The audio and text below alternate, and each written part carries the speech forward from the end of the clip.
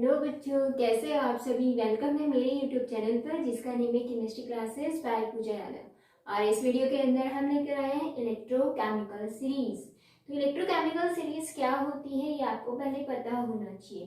तो कल मैंने आपको जो वीडियो प्रोवाइड कराई थी उसके अंदर मैंने आपको ये बताया था कि जो इलेक्ट्रोड पोटेंशियल है वो हम कैसे कैलकुलेट करते हैं। तो जो डिफरेंट डिफरेंट इलेक्ट्रोड्स होते हैं उनके जो इलेक्ट्रोड पोटेंशियल आते हैं, चाहे वो ऑक्सीडेशन पोटेंशियल हो चाहे वो रिडक्शन पोटेंशियल हो, तो उनको हम क्या करते हैं, एक सीरीज के अंदर अरेंज करते हैं।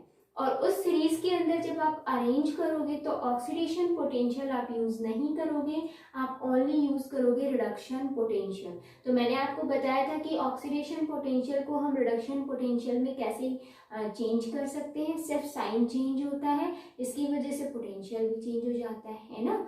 तो उसी को आप क्या कर रहे हो, मतलब जो पोटेंशियल आया उसी को आप अरेंज कर रहे हो इंक्रीजिंग ऑर्डर में ऑफ देयर रिडक्शन पोटेंशियल। उसी सीरीज को आप क्या बोलोगे, इलेक्ट्रोकेमिकल सीरीज। ठीक है, तो मैंने यहाँ पर डेफिनेशन तो मेंशन की हुई है। Various electrodes have been arranged to their increasing order of standard reduction potential, जिसको हम E नॉट से डिनोट करते हैं। ठीक है, in a series called electrochemical series. अब मैंने पहले से यहाँ पर कुछ वैल्यूज लिखी है, मैंने पूरी नहीं लिखी है, आपके पास सभी के पास बुक्स है, आप बुक में देखोगे बहुत सारे जो मेटल्स हैं उनकी, नॉन मेटल है उनके रिडक्शन पोटेंशियल दिए हुए हैं, तो आप वो देखोगे। ठीक है, अब देखो यहाँ पर मैंने क्या लिखा हुआ है, reduction half reaction, only reduction reaction लिखिए, ऑक्सीडेशन नहीं, क्योंकि हम यहाँ पर क्या देख रहे हैं, स्टैंडर्ड रिडक्शन पोटेंशियल। एसआरपी का मतलब है स्टैंडर्ड रिडक्शन पोटेंशियल, जिसको हम ई नॉट से डिनोट करते हैं, जो कि वोल्ट के अंदर है। ठीक है, अब देखो, अब आपको तो ये पता है कि रेडॉक्स रिएक्शन में दो रिएक्शन होती है, एक ऑक्सीडेशन और एक रिडक्शन। तो बेटा आपके पास कुछ भी आए, रिएक्शन कोई भी हो, दैट मीन्स ऑक्सीडेशन पोटेंशियल हो चाहे रिडक्शन पोटेंशियल हो, इन दोनों की वैल्यू ही क्या आती है, पॉजिटिव के अंदर ही आती है। बट हम कोई एक वैल्यू लेकर चलेंगे ना, इसीलिए हम क्या करते हैं, ऑक्सीडेशन पोटेंशियल को रिडक्शन पोटेंशियल में कैलकुलेट कर देते हैं। और वो कैसे करते हैं, oxidation potential is equal to negative reduction potential. तो आपको जो ये नेगेटिव में वैल्यूज मिल रही हैं वो एक्चुअल में ऑक्सीडेशन पोटेंशियल को कन्वर्ट किया गया है रिडक्शन पोटेंशियल के अंदर, सिर्फ साइन चेंज करके। ठीक है, तो ऑक्सीडेशन रिडक्शन दोनों ही पॉजिटिव में होते हैं, लेकिन जो ऑक्सीडेशन पोटेंशियल है उसको रिडक्शन पोटेंशियल के अंदर क्या किया हुआ है, चेंज किया हुआ है। ठीक है, आप देखो यहाँ पर जो रिएक्शन आपको मिलेगी वो भी रिडक्शन की मिलेगी, क्योंकि हम रिडक्शन पोटेंशियल की देख लें। तो आपको ये पता है कि जितने भी ये मेटल्स होते हैं वो इलेक्ट्रॉन को यूज करके पॉजिटिव आयन में कन्वर्ट होते हैं ना, उनमें क्या हो रहा है, ऑक्सीडेशन होता है। तो हमें रिडक्शन पोटेंशियल चाहिए, इसलिए हम रिवर्स रिएक्शन करा देंगे, मतलब इसको हम क्या कर देंगे, जो पॉजिटिव आयन है इनको इलेक्ट्रॉन प्रोवाइड कराएंगे और ये अपने जो न्यूट्रल स्टेट है, एलिमेंटल स्टेट, उसके अंदर चेंज हो जाते हैं। ठीक है, और ये इनका क्या होगा, रिडक्शन पोटेंशियल। इसका मतलब ये मत समझना कि यहाँ पर रिडक्शन ही हुआ है, एक्चुअल में ऑक्सीडेशन हुआ था, फिर हमने उसको रिडक्शन पोटेंशियल के अंदर कैलकुलेट करने के लिए रिवर्स रिएक्शन दिखाई। ठीक है, और अगर हम हाइड्रोजन से नीचे की तरफ बात करें तो ये जितने भी मेटल्स होंगे इनमें क्या हो रहा है, रिडक्शन हो रहा है एक्चुअल में। ठीक है, और इनकी पॉजिटिव वैल्यू आ रही है, तो इनमें तो ऑक्सीडेशन नहीं हो रहा, सिर्फ क्या हो रहा है, रिडक्शन। यहाँ से लेके यहाँ तक आप क्या कह रहे हो, इनमें क्या होता है, रिडक्शन होता है।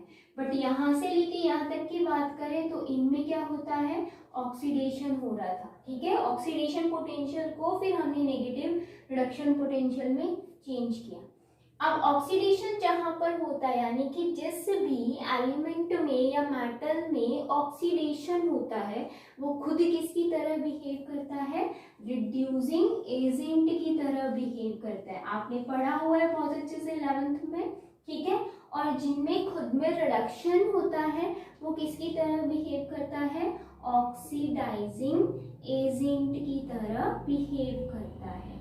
ठीक है, ऑक्सीडाइजिंग एजेंट की तरह क्या करेगा, ये बिहेव करेगा। तो इसका मतलब क्या है इसका मतलब ये है कि जब हम नेगेटिव वैल्यू की बात कर रहे हैं तो वो सारे क्या होंगे, रिड्यूसिंग एजेंट होंगे, और जहां हम पॉजिटिव वैल्यू की बात करेंगे वहां क्या होगा, ऑक्सीडाइजिंग एजेंट की बात करेंगे। ठीक है, तो आपको वैल्यू देखते ही पता चल जाएगा कि ऑक्सीडाइजिंग एजेंट है या फिर रिड्यूसिंग एजेंट है। तो ये सारे जो आपको मेटल दिख रहे हैं हाइड्रोजन से नीचे वाले, ठीक है, इनको हमने कैटेगराइज किया है ऊपर नीचे, क्योंकि हाइड्रोजन रेफरेंस इलेक्ट्रॉन लेते हैं ना, उसकी वैल्यू 0 आती है, इसी की हेल्प से तो ये वैल्यूज हमें निकालने को मिली है। ठीक है, तो यहाँ पर ये ऑक्सीडाइजिंग एजेंट की तरह बिहेव करेंगे, और हाइड्रोजन से जो ऊपर वाले मेटल है वो किसकी तरह बिहेव करेंगे, रिड्यूसिंग एजेंट की तरह बिहेव करेंगे। इसका मतलब क्या है कि जब हम डाउन साइड आ रहे हैं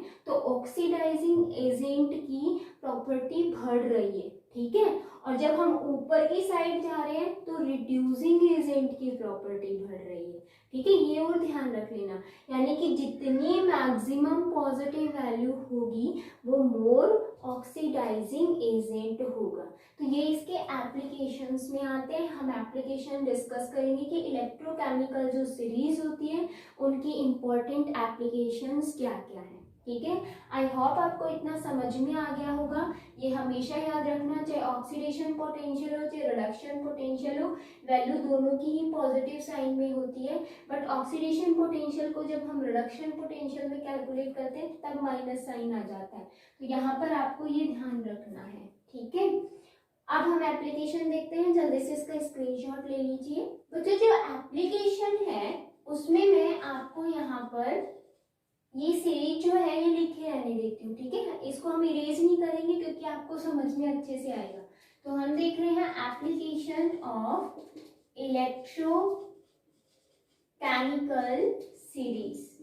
ठीक है, अब देखो फर्स्ट इसकी एप्लीकेशन अगर हम देखें तो क्या होता है कि अभी अभी मैंने आपको कहा कि यहाँ पर जो पॉजिटिव वैल्यू है दैट मीन्स वो ऑक्सीडाइजिंग एजेंट की तरह काम करते हैं, और जो ऊपर वाले हैं हाइड्रोजन से ऊपर वाले वो क्या करते हैं, रिड्यूसिंग एजेंट की तरह बिहेव करते हैं। तो आप फर्स्ट क्या कर सकते हो, इलेक्ट्रोकेमिकल सीरीज की हेल्प से आप प्रिडिक्ट कर सकते हो ऑक्सीडाइजिंग एजेंट और रिड्यूसिंग एजेंट में। ठीक है, तो ये ध्यान रखना, to predict oxidising agent and reducing agent. और इसके साथ साथ एक चीज और प्रेडिक्ट कर सकते हो, वो क्या है कि ऑक्सीडाइजिंग एजेंट जो आपके पास दो आ गए, ठीक है, तो उसमें से स्ट्रॉन्ग ऑक्सीडाइजिंग एजेंट कौन होगा और वीक कौन सा होगा। तो आपको यहाँ पर ऐड करके स्ट्रेंथ भी लिखनी है इसकी। ठीक है, साथ साथ में हम स्ट्रेंथ भी देखेंगे। तो देखो बच्चों यहाँ पर ये ध्यान रखना, जितनी ज्यादा रिडक्शन जो पोटेंशियल है, रिडक्शन पोटेंशियल जो स्टैंडर्ड रिडक्शन पोटेंशियल है, जितना ज्यादा पॉजिटिव में होगा, इसका मतलब जो ऑक्सीडाइजिंग पावर है वो क्या होगी, इंक्रीज होगी। ठीक है, या फिर हम ये कहें ऑक्सीडाइजिंग एजेंट जो है वो क्या होता चला जाएगा, स्ट्रॉन्ग होता चला जाएगा। ठीक है, तो यानी कि आपके पास जो स्टैंडर्ड रिडक्शन पोटेंशियल की पॉजिटिव वैल्यू जितनी ज्यादा है, इसका मतलब इस सीरीज में देखो सबसे ज्यादा किसकी है, फ्लोरीन की। तो जो फ्लोरीन होता है वो क्या होता है, स्ट्रॉन्ग ऑक्सीडाइजिंग एजेंट। ठीक है, स्ट्रॉन्ग ऑक्सीडाइजिंग एजेंट। अब यहाँ पर ये ध्यान रखो कि स्टैंडर्ड रिडक्शन पोटेंशियल की वैल्यू जितनी ज्यादा मोर नेगेटिव में आएगी, इसका मतलब कि जो रिड्यूसिंग एजेंट होगा वो क्या होगा, स्ट्रॉन्ग होगा। ठीक है, रिड्यूसिंग एजेंट क्या होगा, स्ट्रॉन्ग होगा। ये ध्यान रखना है। अब बहुत ही सिंपल है, देखो सबसे ऊपर अगर हम देखें तो नेगेटिव वैल्यू सबसे ज्यादा किसकी है, लिथियम की है। इसका मतलब लिथियम क्या होता है, मोर या स्ट्रॉन्ग, मोर नहीं लिख सकते आप, स्ट्रॉन्ग लिखोगे, स्ट्रॉन्ग रिड्यूसिंग एजेंट होता है। ठीक है, ये ध्यान रखना। अब हम कंपैरिजन करते हैं, क्योंकि स्ट्रेंथ तो हमें पता चल गई, अब हम कंपैरिजन कर सकते हैं ना, इसके बेसिस पर अगर कंसेप्शनल क्वेश्चन आते हैं तो हम कर सकते हैं। जैसे कि सपोज करो मैंने आपसे पूछा पोटेशियम और सोडियम है, उन दोनों में से जो अगर हम बात करें कि रिड्यूसिंग एजेंट कौन सा ज्यादा स्ट्रॉन्ग होगा और कौन वीक होगा, ठीक है। तो आप क्या देखोगे, नेगेटिव वैल्यू, नेगेटिव वैल्यू यहाँ पर आपको देखने को मिल रही है, किसकी ज्यादा है, पोटेशियम की ज्यादा है। तो हम ये कह सकते हैं potassium is a strong reducing agent as compare to sodium, ठीक है, ये ध्यान रखना। सेम एज इट इज अगर हम नीचे स्ट्रेंथ की बात कर रहे हैं, तो जैसे अगर मैंने दे दिया यहाँ पर, एक तो फ्लोरीन सबसे ज्यादा है, अगर मैंने फ्लोरीन और क्लोरीन दे दिया तो इसका मतलब क्या है कि जो फ्लोरीन है वो स्ट्रॉन्ग ऑक्सीडाइजिंग एजेंट है एज कंपेयर टू क्लोरीन, ठीक है। या फिर मैंने आपसे दे दिया कॉपर और आयरन में से, तो कॉपर और आयरन में से जो पॉजिटिव वैल्यू है वो ज्यादा किसकी है, आयरन की ज्यादा, इसका मतलब आयरन क्या होगा, स्ट्रॉन्ग ऑक्सीडाइजिंग एजेंट होगा एज कंपेयर टू कॉपर, ठीक है। तो इस टाइप से आप कर सकते हो, ऐसे सिल्वर और गोल्ड में कर सकते हो। जो गोल्ड होता है वो स्ट्रॉन्ग ऑक्सीडाइजिंग एजेंट होता है एज कंपेयर टू सिल्वर। इनका रीजन क्या दोगे, रीजन यही दोगे, स्टैंडर्ड जो रिडक्शन पोटेंशियल है जिसका जितना ज्यादा पॉजिटिव आएगा उसमें ऑक्सीडाइजिंग पावर या ऑक्सीडाइजिंग एजेंट वो है वो क्या होगा, स्ट्रॉन्ग होगा, ठीक है। और नेगेटिव वैल्यू जितने ज्यादा होगी वो उतना ही स्ट्रॉन्ग रिड्यूसिंग एजेंट होगा। आई होप सभी को ये फर्स्ट एप्लीकेशन समझ में आ गई होगी। नेक्स्ट देखो, सेकेंड बच्चों आता है कि हम कंपेयर कर सकते हैं रिलेटिव जो रिएक्टिविटी है मेटल्स की वो, ठीक है। To compare relative reactivity of metals. अब देखो आपको पता है जो मेटल इजीली इलेक्ट्रॉन डोनेट कर देता है उसकी ज्यादा रिएक्टिविटी होगी क्योंकि वो पॉजिटिव आयन बनाएगा, ठीक है। इसका मतलब क्या है, हम इनकी बात करेंगे क्योंकि इन्हीं यही तो क्या है, इनमें ऑक्सीडेशन हुआ था ना, फिर हमने इसके रिडक्शन पोटेंशियल को निकालना था तो हमने नेगेटिव में चेंज कर दिया। तो यहाँ पर ही तो ऑक्सीडेशन हो रहा है मैक्सिमम, क्योंकि यहाँ तो रिडक्शन हो रहा है, तो यहाँ ऑक्सीडेशन हुआ था। इसका मतलब हाइड्रोजन से ऊपर वाले जितने भी मेटल्स हैं हम इनकी रिएक्टिविटी डिस्कस करेंगे अभी, ठीक है। तो इनकी भी आप कर सकते हो, लेकिन ये ध्यान रखना जिसमें जितना ज्यादा ऑक्सीडेशन होगा इसका मतलब वो उतना ही ज्यादा रिएक्टिव होगा, ठीक है। तो अगर आपसे ये पूछा जाए मैग्नीशियम है, सोडियम है, पोटेशियम है, जिंक है, इनकी अगर सीरीज पूछी जाती है तो आप कैसे दोगे। तो देखो ऑक्सीडेशन ज्यादा हो रहा है, इसका मतलब उसका जो रिडक्शन पोटेंशियल है वो किस में आ रहा है, मोर नेगेटिव के अंदर आ रहा है, ठीक है। ये ध्यान रखना है आपको, आप उसके बेस पे आराम से बता सकते हो कि कौन ज्यादा रिएक्टिव है और कौन लेस रिएक्टिव है, ठीक है। तो आप देखो इसका अगर ऑर्डर देना हो इसके साथ हम इनका भी कंपेयर करेंगे, ठीक है। इसमें आपके पास पॉजिटिव वैल्यू अगर ज्यादा आई है तो इसका मतलब उसमें रिडक्शन जल्दी से हो रहा है, ऑक्सीडेशन नहीं हो रहा, तो वो लेस रिएक्टिव होगा, ठीक है। तो मैं यहाँ पर एक पॉइंट लिख रही हूँ, जितनी ज्यादा रिडक्शन पोटेंशियल जो स्टैंडर्ड रिडक्शन पोटेंशियल जितना ज्यादा मोर नेगेटिव होगा, मोर नेगेटिव, इसका मतलब उसकी जो रिएक्टिविटी है वो भी क्या होगी, ज्यादा होगी, मोर रिएक्टिव होगा वो भी, ठीक है। और स्टैंडर्ड रिडक्शन पोटेंशियल की अगर मोर पॉजिटिव वैल्यू है तो इसका मतलब वो क्या होगा, लेस रिएक्टिव होगा। तो अब आपको समझ में आ रहा होगा कि इनमें से ज्यादा रिएक्टिव कौन है, सबसे ज्यादा रिएक्टिव कौन होगा, लिथियम। तो देखो हम रिएक्टिविटी देख रहे हैं रिलेटिव मेटल्स की, ठीक है। तो लिथियम सबसे ज्यादा रिएक्टिव है, फिर पोटेशियम, मतलब आप डाउन साइड जा रहे हो तो क्या हो रहा है, जो रिएक्टिविटी है मेटल्स की वो डिक्रीज हो रही है। तो मैंने इनमें से कुछ मेटल्स आपको दे दिए, जैसे सपोज करो मैंने आपको दिया एक तो सोडियम मेटल दिया, ठीक है, एक मैंने कॉपर मेटल दे दिया, गोल्ड मेटल दे दिया, जिंक मेटल दे दिया एंड आपको दे दिया मैंने मैग्नीशियम मेटल, और मैंने आपसे ये कहा, और एक सिल्वर दे दिया, और मैंने आपसे ये कहा कि इनका ऑर्डर दो क्योंकि आपको कंसेप्शनल क्वेश्चन करना है। तो आपको अगर ये सीरीज ध्यान है तो आप कर सकते हो। तो बच्चों देखो सिंपल है, more negative that means more reactive. तो इनमें से जो यहाँ पर है ना, इनमें से ज्यादा नेगेटिव वैल्यू किसकी है, सोडियम की। इसका मतलब सोडियम क्या है, ज्यादा रिएक्टिव मेटल है। उसके बाद इनमें से किसकी नेगेटिव वैल्यू आ रही है, देखो मैग्नीशियम की, तो यहाँ पर मैग्नीशियम है। देन उसके बाद क्या आएगा, जिंक आएगा। उसके बाद देखो यहाँ पर कॉपर। अब यहाँ पर मैंने बोला मोर पॉजिटिव मतलब लेस रिएक्टिव, तो यहाँ पर आपको मोर रिएक्टिव के लिए इसको क्या करना पड़ेगा, लेस पॉजिटिव वैल्यू। कम पॉजिटिव वैल्यू किसकी है, कॉपर की, तो कॉपर की रिएक्टिविटी ज्यादा है। देन उसके बाद कौन बचा, गोल्ड और सिल्वर बचा है ना, तो सिल्वर पहले आएगा, गोल्ड बाद में आएगा। यहाँ पर सिल्वर देन फिर आएगा गोल्ड। तो जो रिएक्टिविटी ऑर्डर है आपके पास ये आएगा डिक्रीजिंग ऑर्डर। सोडियम सबसे ज्यादा रिएक्टिव होगा और जो आपके पास गोल्ड है वो लेस रिएक्टिव होगा। तो हम मेटल की जो रिएक्टिविटी है वो भी हम किसके बेस पे दे सकते हैं, जो स्टैंडर्ड इलेक्ट्रोड पोटेंशियल है उसके बेसिस पर आराम से दे सकते हैं। ठीक है, और रीजन भी आपको यही देना होता है रिएक्टिविटी का। तो ये जो सेकंड पॉइंट था वो भी कंप्लीट हो गया है। नेक्स्ट देखो बच्चों, जो नेक्स्ट आता है थर्ड पॉइंट, वो ये आता है कि हम कैलकुलेट कर सकते हैं क्या, सेल का ईएमएफ। यहाँ अपनी सेल पोटेंशियल मैंने आपको बताया था, कैलकुलेट ईएमएफ ऑफ सेल। ठीक है, दैट मीन्स आप ई नॉट सेल को कैलकुलेट कर सकते हो।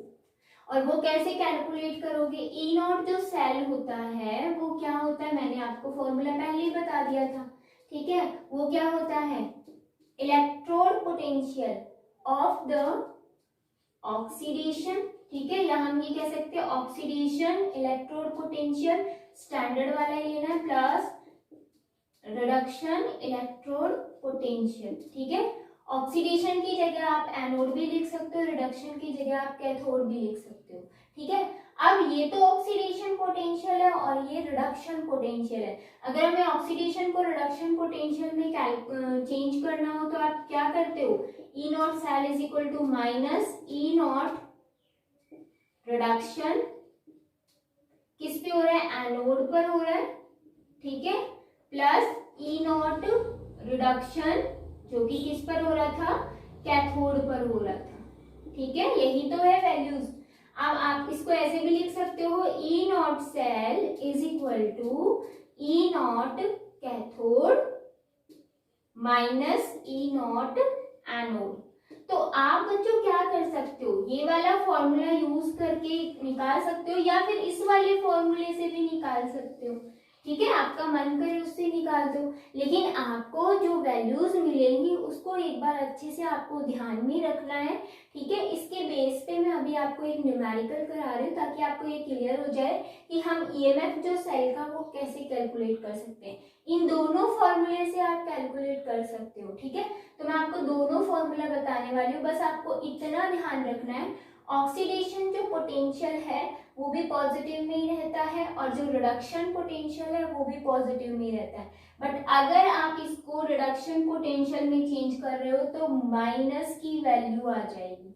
ठीक है, तो मैं दोनों मेथड से, इस वाले से भी और इस वाले फॉर्मूले से, दोनों से निकाल के दिखाऊंगी और आपका आंसर सेम ही आएगा। ठीक है, तो जल्दी से स्क्रीनशॉट ले लीजिए, देन मैं स्टार्ट करूँ इसके बेस पर एक न्यूमेरिकल, फिर हम नेक्स्ट एप्लीकेशन देखेंगे। तो जो ईएमएफ कैलकुलेट करते हैं उसका जो क्वेश्चन है मैं यहाँ पर लिख रही हूँ। आपको क्या करना है, कैलकुलेट करना है, कैलकुलेट ईएमएफ ऑफ सेल, जिसके अंदर रिएक्शन है, मैं शॉर्ट में क्वेश्चन लिख रही हूँ, जिसके अंदर रिएक्शन हो रही है कि जो जिंक है प्लस आप लिखोगे 2Ag पॉजिटिव एंड ये किस में कन्वर्ट हो रहा है, जिंक 2 पॉजिटिव में एंड सिल्वर के अंदर। ठीक है, ये रिएक्शन है और यहाँ पर जो ई नॉट है जिंक के लिए, जिंक 2 पॉजिटिव के लिए वैल्यू दी हुई है 0.76। ठीक है, एंड वोल्ट, और जो आपके पास ई नॉट है सिल्वर पॉजिटिव के लिए ये वैल्यू भी दी हुई है -0.80 वोल्ट। और अब आपको क्या कैलकुलेट करना है, ईएमएफ कैलकुलेट करना है। ठीक है, अब सबसे पहले ये मत सोचना कि ये जो पॉजिटिव नेगेटिव वैल्यू दी हुई है इसका मतलब हम डायरेक्ट फॉर्मूले में पुट कर सकते हैं। पहले ये तो पता करो कि जिंक जो है वो किसकी तरह बिहेव कर रही है और सिल्वर किसकी तरह बिहेव कर रही है। तो रिएक्शन को देखने से आपको पता चल जाएगा। देखो जो जिंक है वो किस में कन्वर्ट हो रहा है, जिंक 2 पॉजिटिव में कन्वर्ट हो रहा है। इसका मतलब इसने 2 इलेक्ट्रॉन लूज किया, इसका मतलब इसमें क्या हुआ है, ऑक्सीडेशन हुआ है। तो यहाँ पर जो दिया हुआ है ना वो क्या दिया हुआ है, ऑक्सीडेशन पोटेंशियल दिया हुआ है, और ऑक्सीडेशन पोटेंशियल कितना है 0.76 वोल्ट। ठीक है, अब आपके पास नेक्स्ट देखो क्या, सिल्वर जो पॉजिटिव है वो किस में कन्वर्ट हो रहा है, सिल्वर के अंदर। इसका मतलब इसने क्या किया, 2 इलेक्ट्रॉन्स को गेन किया और ये सिल्वर में कन्वर्ट हुआ। इसका मतलब इसमें क्या हुआ है, रिडक्शन हुआ है। तो इसमें जो वैल्यू दी है वो रिडक्शन पोटेंशियल की दी है, वो भी क्या दी है, -0.80 वोल्ट। और जबकि हमें पता है रिडक्शन पोटेंशियल किस में होता है, जिसमें रिडक्शन होता है उसमें पॉजिटिव में होता है। इवन ये वैल्यू किस में दी हुई है, नेगेटिव में दी हुई है। तो आपको एक वैल्यू चेंज करनी पड़ेगी। ठीक है, अब देखो यहाँ पर आपके पास ये पता है रिडक्शन पोटेंशियल जो होता है वो किस में आता है, माइनस में, पॉजिटिव में आता है। इसका मतलब इसकी जो वैल्यू है वो आपको प्लस में चेंज करनी पड़ेगी, तो प्लस साइन लगा देना। ठीक है, तो एक फॉर्मूला आपके पास ये होता है E naught cell is equal to E naught, ऑक्सीडेशन वाली वैल्यू रखनी है प्लस आपको वैल्यू रखनी है किसकी, रिडक्शन वाली। ठीक है, ये तो ऑक्सीडेशन किस में हुआ है, यहाँ पर हुआ, ये ऑक्सीडेशन पोटेंशियल की वैल्यू है। तो E naught cell is equal to क्या कर दोगे आप, 0.76 प्लस E नॉट रिडक्शन। अब देखो रिडक्शन जो है वो पॉजिटिव वैल्यू होती है, तो आपको पॉजिटिव में इसको चेंज करना पड़ेगा। ठीक है, तो आप क्या लिख सकते हो यहाँ पर 0.80 वोल्ट। क्लियर है ये चीज। अब आप इसको प्लस कर दो, कितनी आएगी, E naught cell is equal to आपके पास आएगा 1.56 वोल्ट। आ गया आपका आंसर। एक तो आपके पास ये वाला फॉर्मूला था। ठीक है, दूसरा फॉर्मूला क्या था आपके पास, E naught cell is equal to E naught cathode minus E naught anode, यही था ना। ठीक है, मैं थोड़ा छोटा छोटा लिख रही हूँ। अब देखो यहाँ पर आपके पास कैथोड और एनोड आपको पता होनी चाहिए। तो ऑक्सीडेशन किस पे होता है, एनोड पर होता है, और रिडक्शन किस पे होता है, कैथोड पर होता है। ठीक है, ये हमें पता चल गया। अब हमें यहाँ पर जो E नॉट कैथोड और एनोड है इसमें हमें दोनों की रिडक्शन पोटेंशियल लेना है, स्टैंडर्ड रिडक्शन पोटेंशियल। तो एक तो हमारे पास वैल्यू है, ठीक है, रिडक्शन पोटेंशियल की, ये रही। ठीक है, दूसरी क्या है, ऑक्सीडेशन पोटेंशियल है। इसको हमें रिडक्शन पोटेंशियल में कैलकुलेट करना हो तो आप क्या लिखोगे, माइनस में। देखो ये चेंज किया हुआ है ना, माइनस के अंदर बताया हुआ भी था पहले फॉर्मूला। तो इसका मतलब E naught cell is equal to क्या लिखोगे, देखो कैथोड पर ये रहा वैल्यू, ये पुट कर दो 0.80, माइनस का साइन है माइनस लगा दो। E नॉट एनोड की वैल्यू क्या है, -0.76 वोल्ट है। ठीक है, ये बाद में लगा देना। माइनस माइनस क्या होता है, प्लस होता है। इन दोनों वैल्यूज को प्लस करोगे, E naught cell is equal to क्या आएगा, 1.56 वोल्ट। यहाँ भी यही आ रहा था, यहाँ भी यही आ रहा था। तो आप कोई भी एक फॉर्मूला यूज करके कर सकते हो, बट आप ये डायरेक्ट वैल्यूज पुट मत कर देना, क्योंकि आपको पहले ये पता होना चाहिए ऑक्सीडेशन किस में हो रहा है, रिडक्शन किस में हो रहा है। अब देखो इसमें रिडक्शन हो रहा था, और रिडक्शन हो रहा है दैट मीन्स हम रिडक्शन पोटेंशियल देखेंगे इलेक्ट्रोड का, और रिडक्शन पोटेंशियल हमेशा किस में होता है, पॉजिटिव के अंदर होता है। ये तो नेगेटिव में, तो हमें इसको पॉजिटिव में कन्वर्ट करना पड़ेगा। ठीक है, पॉजिटिव में कन्वर्ट करके आप ये वाला फॉर्मूला भी यूज कर सकते हो। ठीक है, और ये वाला भी कर सकते हो, क्योंकि आपको ये वाला फॉर्मूला अगर आप लगाते हो तो दोनों का रिडक्शन पोटेंशियल चाहिए। तो एक का रिडक्शन पोटेंशियल ये रहा, दूसरे का तो ऑक्सीडेशन है पोटेंशियल, इसको हमें रिडक्शन पोटेंशियल में चेंज कर लिया। ठीक है, साइन चेंज करके। तो आप ये वैल्यू पुट करोगे, आपका आंसर आ जाएगा। तो आपका मन करे वो आपको फॉर्मूला यूज करना है। तो ये थर्ड एप्लीकेशन के बेस पे मैंने एक न्यूमेरिकल भी करा दिया। ऐसे ही आपको प्रैक्टिस करनी, बहुत इजी क्वेश्चंस आते हैं, इतने टफ नहीं आते। ठीक है, अब नेक्स्ट एप्लीकेशन देखो इसकी। तो जो नेक्स्ट एप्लीकेशन आती है वो क्या आती है, बहुत ही सिंपल है। यहाँ पर जो मेटल्स हैं वो कौन कौन से मेटल एसिड के साथ रिएक्ट कर सकते हैं, यानी कि हमें क्या करना है, प्रोडक्शन, इसकी हेल्प से प्रोडिक्ट कर सकते हैं whether metal react with acid. ठीक है, तो मैं शॉर्ट फॉर्म में लिख रही हूँ, metal react with acid to give hydrogen. ठीक है, हाइड्रोजन गैस देते हैं या नहीं देते वो हमें देखना है। तो आपको इतना ध्यान रखना है कि हाइड्रोजन गैस देंगे, इसका मतलब यहाँ हाइड्रोजन रिलीज हो रही है ना, ये आपने हाइड्रोजन पोटेंशियल, हाइड्रोजन इलेक्ट्रोड को रेफरेंस में लिया था।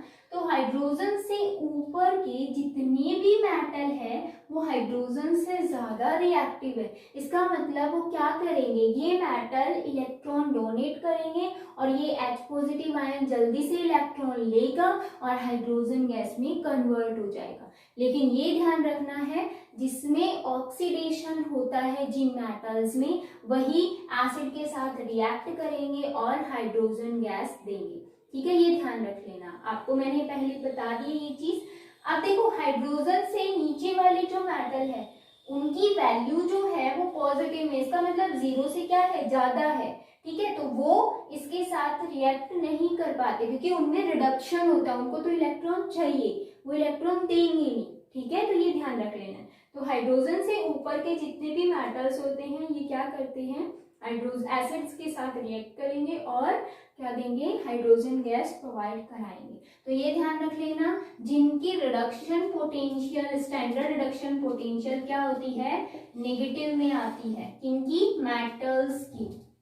ठीक है, वो क्या करते हैं, रिएक्ट करते हैं एसिड के साथ में और क्या देते हैं, हाइड्रोजन गैस रिलीज करेंगे। बस इतना ध्यान रखना है, जिनकी नेगेटिव वैल्यू है वो सभी रिएक्ट करेंगे और जिनकी पॉजिटिव वैल्यू है वो रिएक्ट नहीं करेंगे। तो स्टैंडर्ड रिडक्शन पोटेंशियल की वैल्यू अगर पॉजिटिव में है तो वो रिएक्ट नहीं करेंगे, do not react with acid, और वो हाइड्रोजन गैस भी प्रोवाइड नहीं कराएंगे। ठीक है, बहुत इजी है, इसीलिए मैंने ये केमिकल जो सीरीज है वो लिखी हुई है।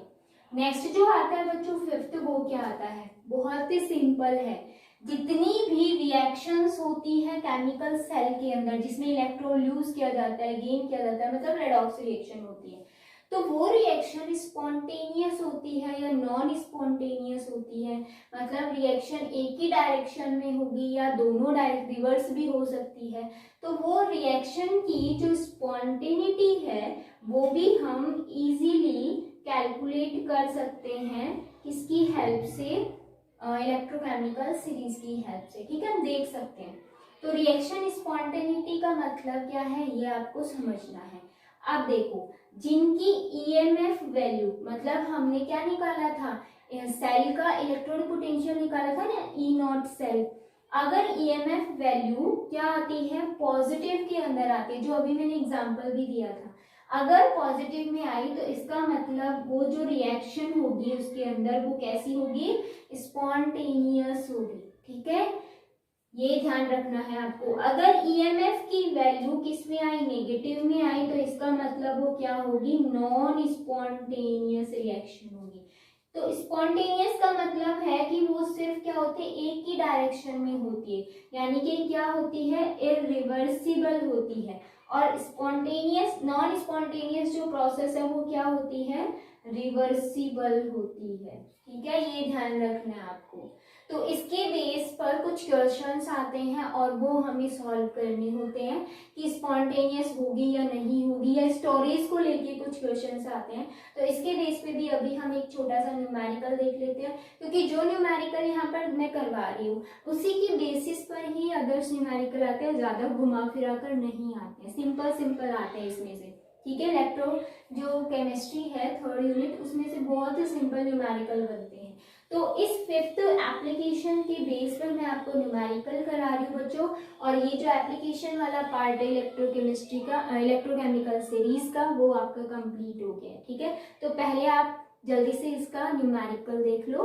बच्चों मैंने यहाँ पर एक न्यूमेरिकल लिखा है जो एप्लीकेशन 5th थी, उसके बेस पे कि रिएक्शन जो स्पॉन्टेनियस होती है नहीं होती है उसके बेस पर है। ठीक है, देखो मैंने लिखा है can a solution of 1 molar copper sulphate be store in a vessel made of nickel metal.